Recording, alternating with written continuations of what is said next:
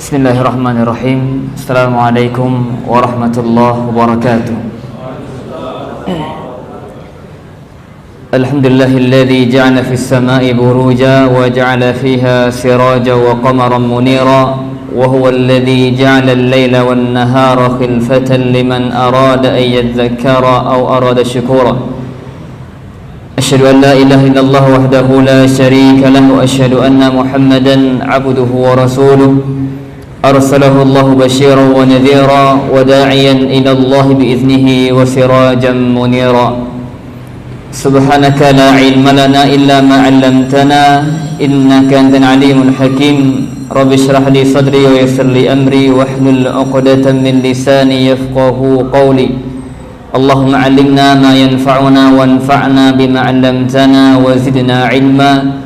Allahumma akhrijna min dhulumatil jahli wal wahmi ila nuril ilmi wal fahmi. Allahumma aslih lana sya'nana kullahu wa la takilna ila anfusina tarfata 'ain. Allahumma amin.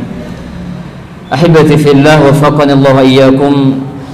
Alhamdulillah, kita bersyukur pada Allah Subhanahu wa taala yang telah menuntun hati-hati kita, meringankan gerak langkah kita untuk menempuh sebuah jalan yang mengantarkan kita ke surga, bahkan memudahkan kita untuk masuk surga, yaitu jalan talabul ilmi.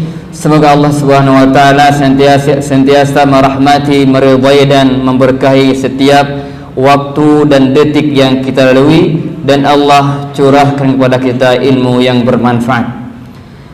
Ikhwati fillah, azanillahu wa iyyakum.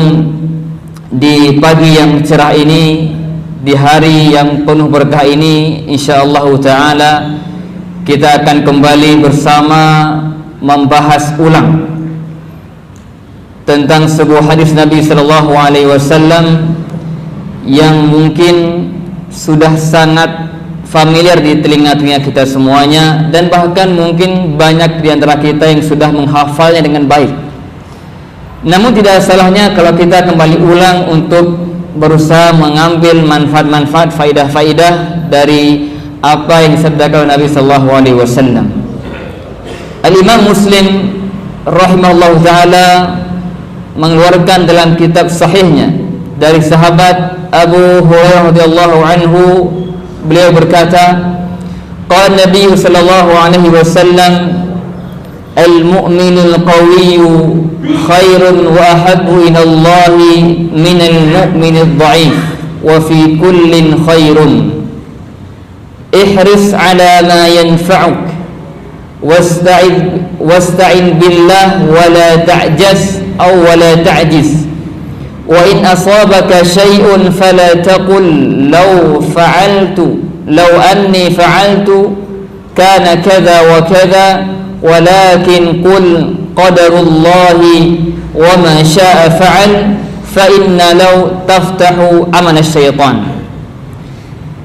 Ikhwan rahimakumullah, hadis yang mulia ini mengandung banyak faidah yang sangat penting untuk kita renungi, mengandung banyak pesan-pesan yang sangat berharga untuk kita resapi, dan mengandung banyak arahan-arahan dari Nabi sallallahu alaihi wasallam dalam menjalani kehidupan yang singkat ini.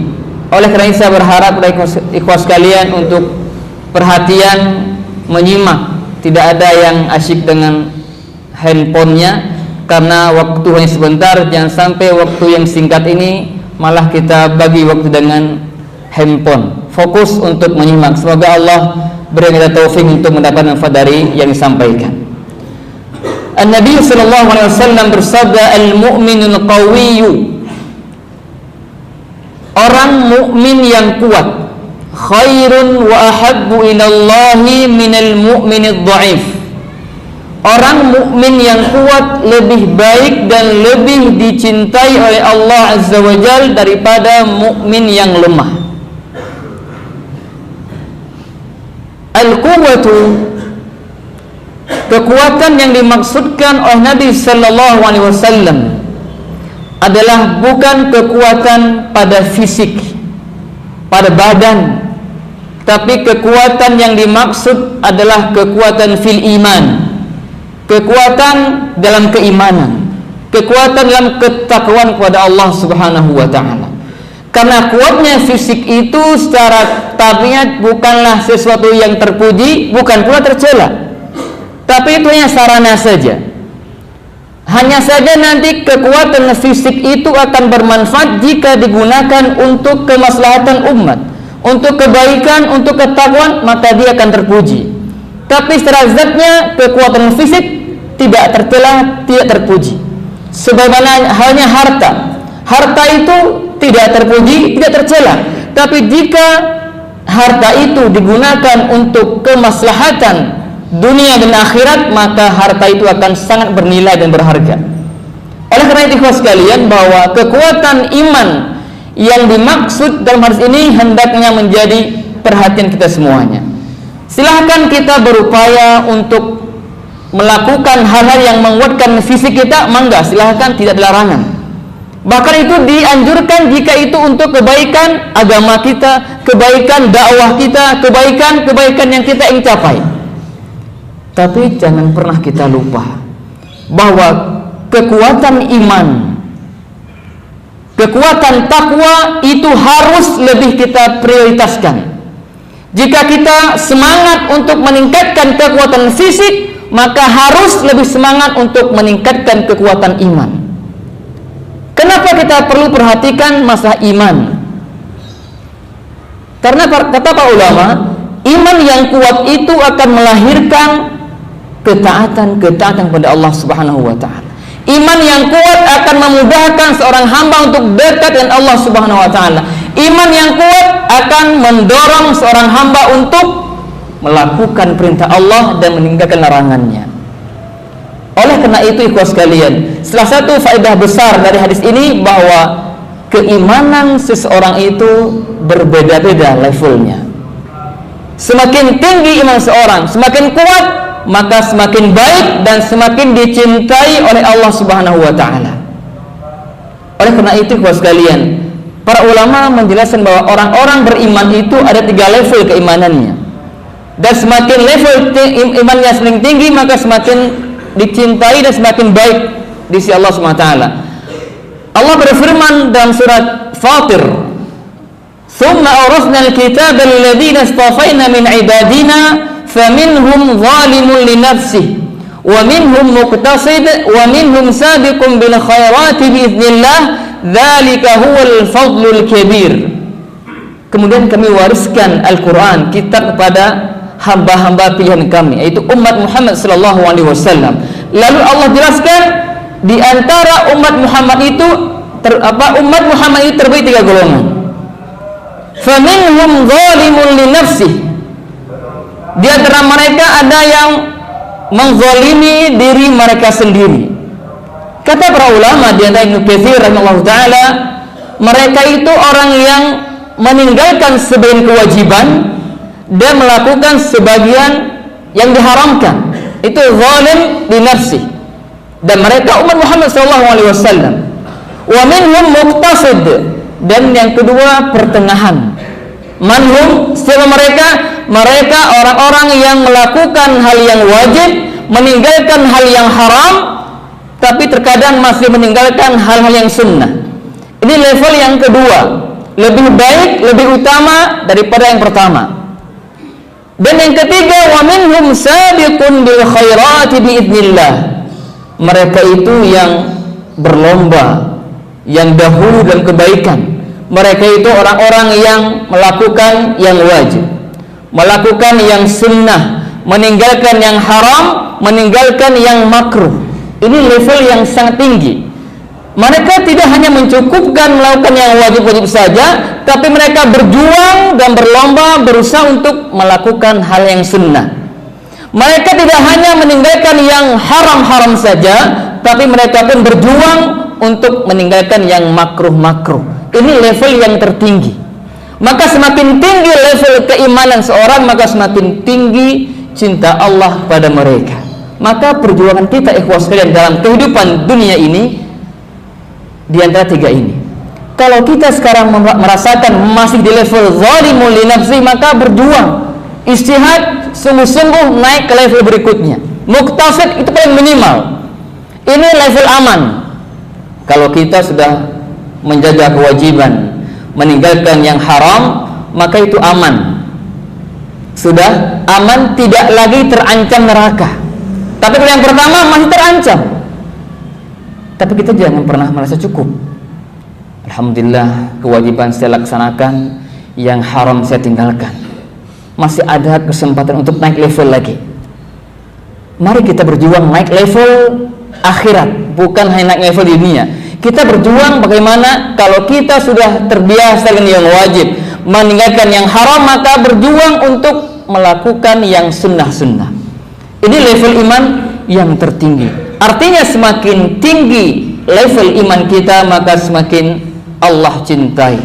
Maka tentunya ini perjuangan kita semuanya. Mari kita menjadi hamba Allah yang dicintai dengan berjuang memperkuat, mempertebal, memperkokoh iman kita agar mampu melahirkan banyak kebaikan dan ketaatan kepada Allah Subhanahu wa ta'ala. Wa fi kullin khair. Tapi jangan salah paham. Ketika Nabi sallallahu alaihi wasallam mengatakan bahwa orang mukmin yang kuat imannya itu lebih baik dan lebih Allah cintai, bukan berarti yang lemah iman tidak Allah cintai, bukan.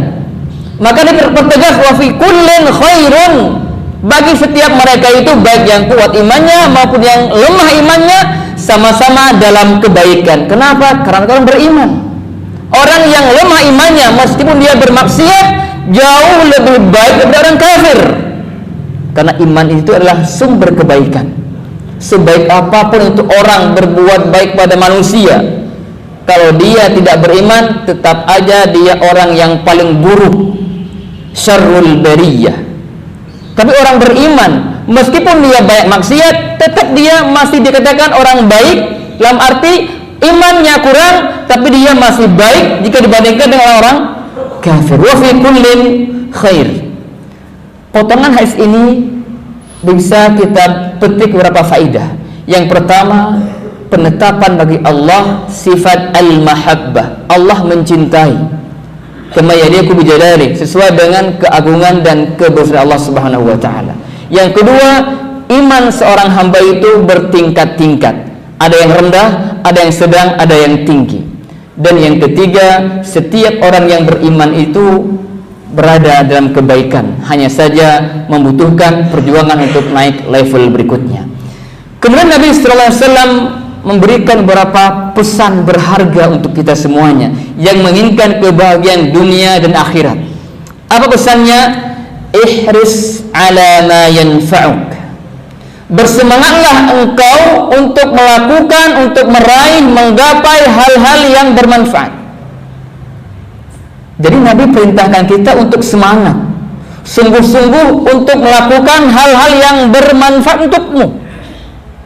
Dan manfaat yang dimaksud di sini tidak hanya terbatas pada manfaat ukhrawi, tapi juga duniawi. Artinya, jika hal itu bermanfaat untukmu, maka bersemangatlah. Baik itu yang berkaitan dengan hal-hal duniawi, kemaslahatan hidup kita, semangat. Apalagi yang berkaitan dengan ukhrawi, maka tentunya harus lebih semangat lagi. Ini pesan yang sangat dahsyat yang harus menjadi perhatian seorang mukmin yang ingin kebahagiaan di akhirat kelak. Semangat dalam melakukan hal-hal yang bermanfaat.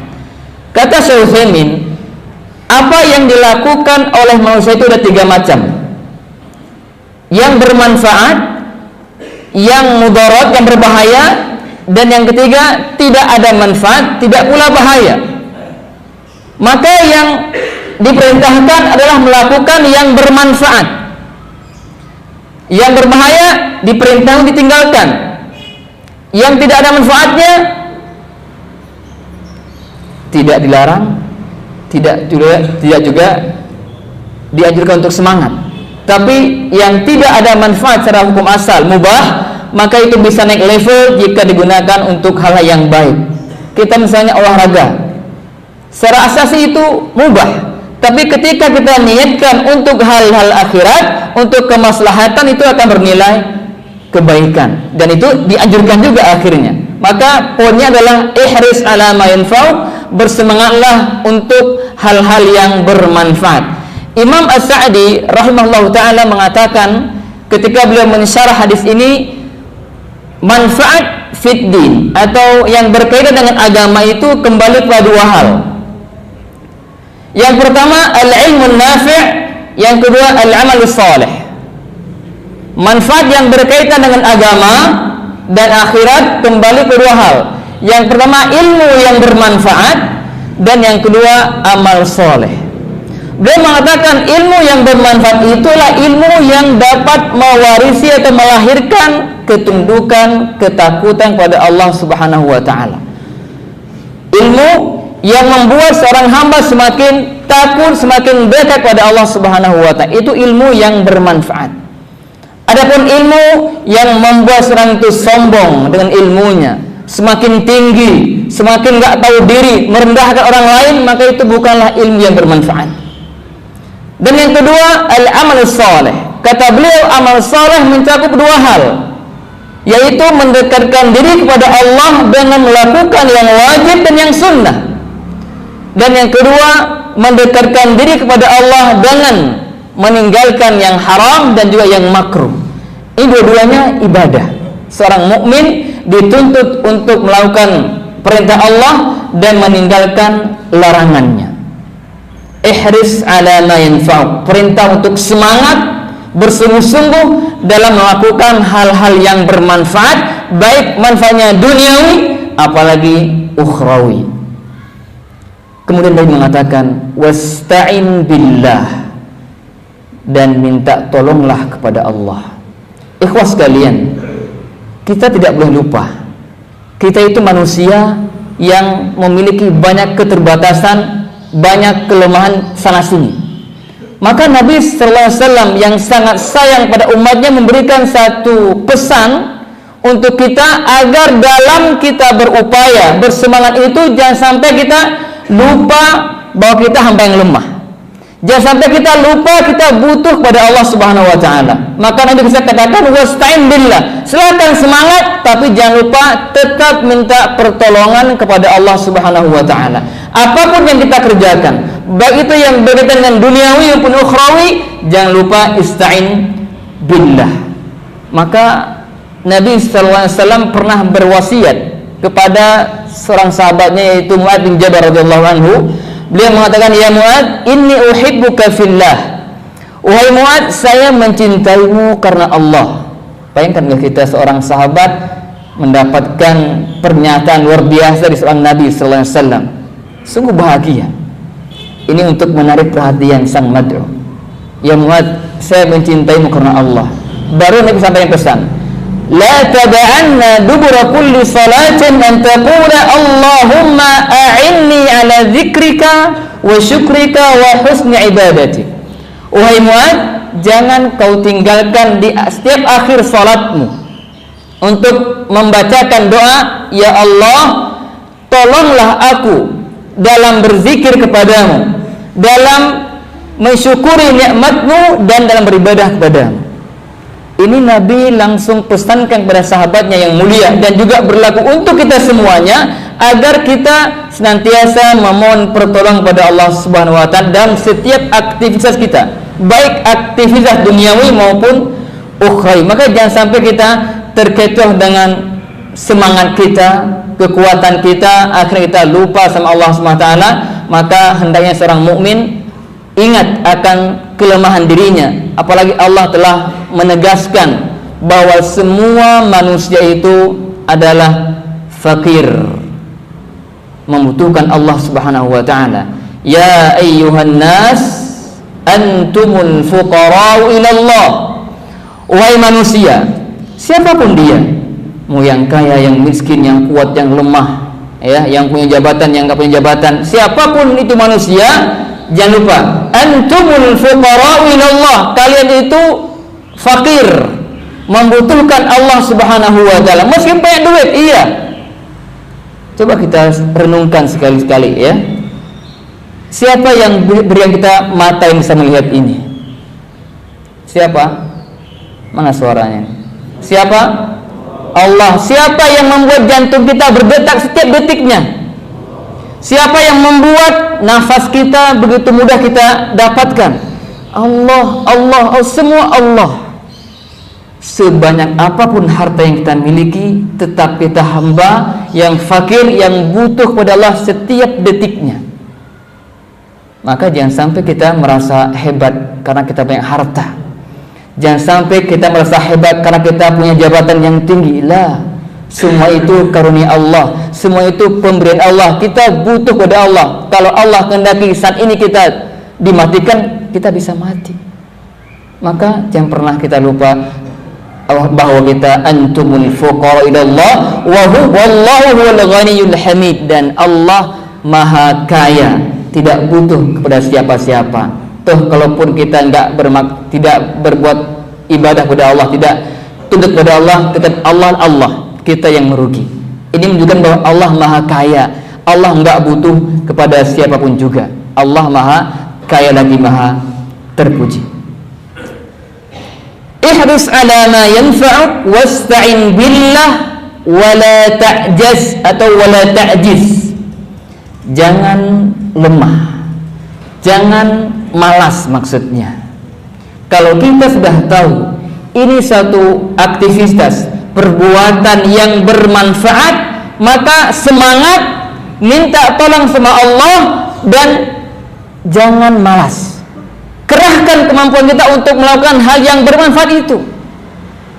Ini pesan Nabi sallallahu alaihi wasallam. Wala ta'jaz, jangan malas. Karena malas itu bukan enggak mampu, tapi enggak mau.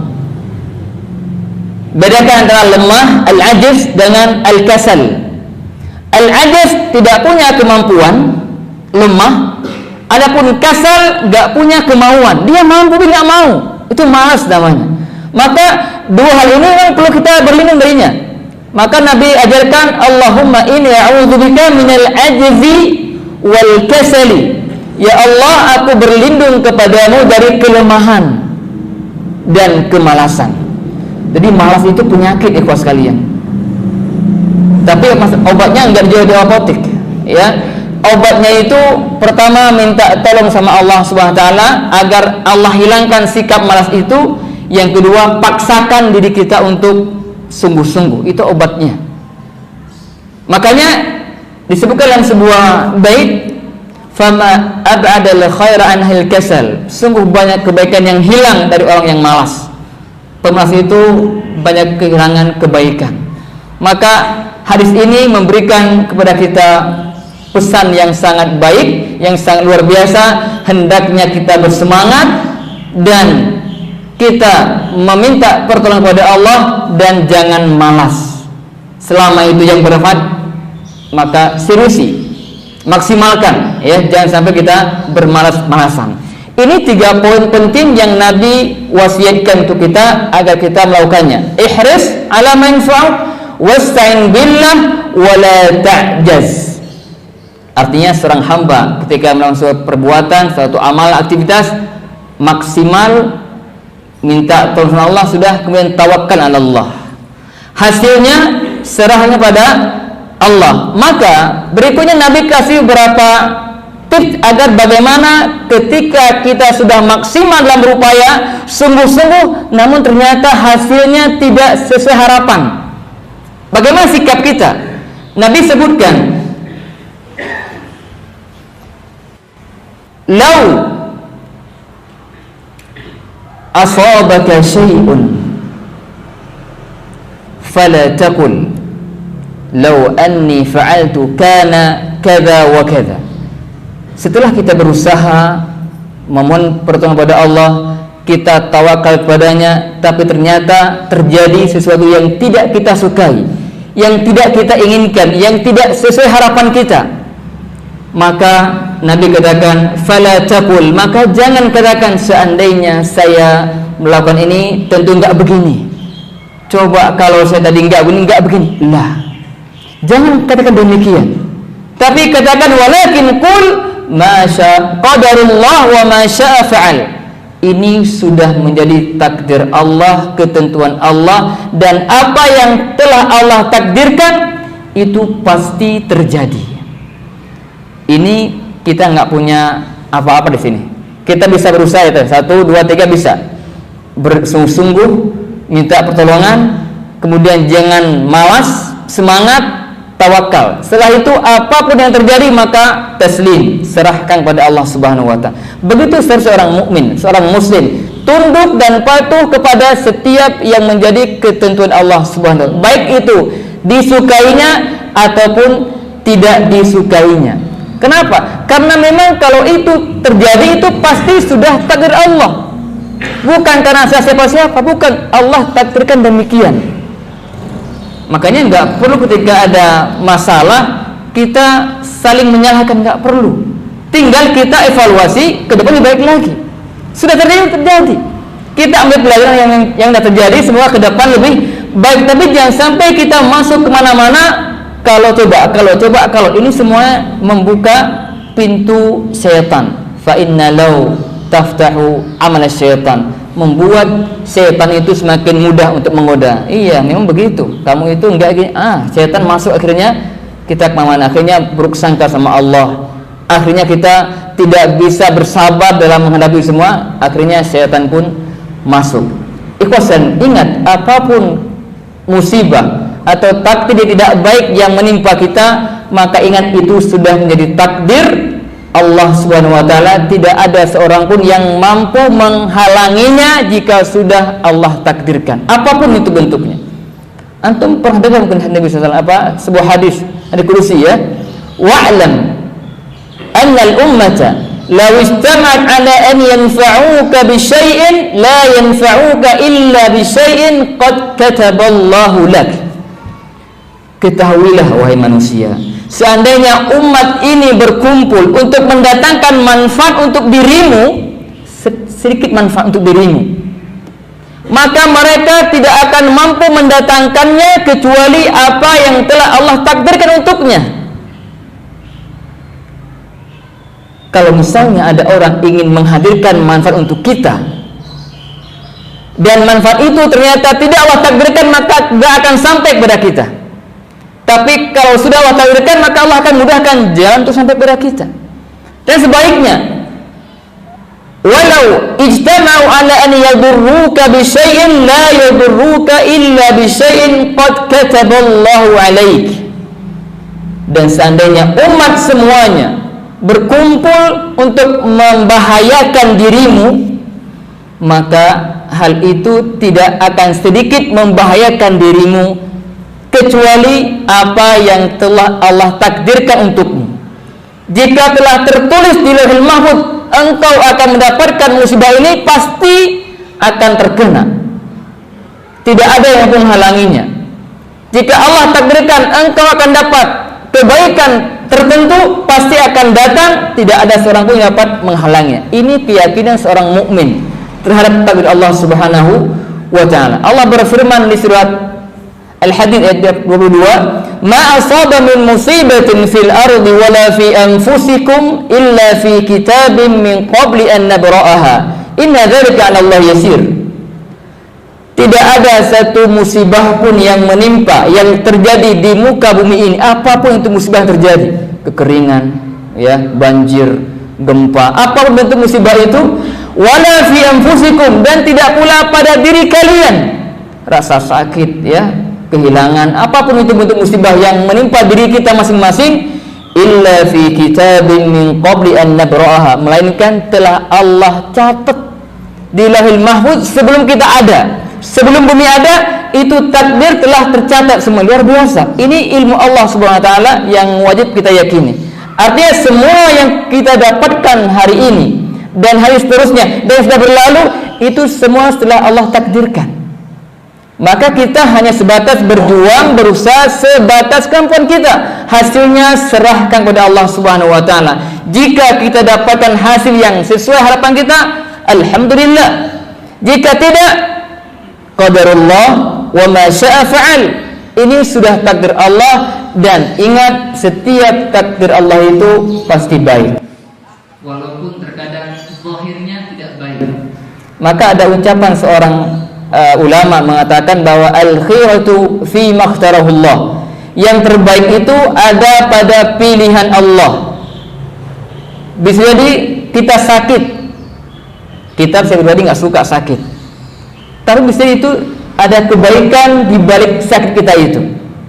Tapi kita bisa saja tahu, bisa enggak, karena hikmah itu enggak menjadi syarat kita tahu. Yang pasti kita yakini tidak ada satupun yang Allah takdirkan di muka bumi ini pas, melainkan ada hikmahnya. Terlepas kita tahu tidak, nggak penting, tapi kita yakini itu ada hikmahnya, karena Allah Al-Hakim, Maha Hikmah. Makanya ikhwas sekalian, mari kita renungi kembali hadis ini. Hadis ini mengandung banyak faedah, mengandung banyak pesan untuk kita semuanya. Mari kita tingkatkan iman kita, kita semangat dalam mengejar sesuatu yang bermanfaat untuk diri kita fit dunia dan akhirat, dan kita jangan pernah lupa dalam menggapai itu untuk meminta pertolongan kepada Allah Subhanahu wa taala, dan kemudian bertawakal kepadanya. Lalu terimalah apapun hasilnya, itulah yang terbaik bagi kita, dan kita yakin hendaknya kita selalu husnudzon pada Allah. Allah pasti menginginkan kebaikan untuk kita semuanya. Semoga Allah Ta'ala mudahkan kita untuk senantiasa menjadi hamba Allah yang berusaha untuk meningkatkan iman dan semangat dalam menggapai kemaslahatan dunia, apalagi kemaslahatan akhirat. Amin ya rabbal alamin. Demikian yang bisa disampaikan, semoga bermanfaat. Wassalamualaikum warahmatullahi wabarakatuh.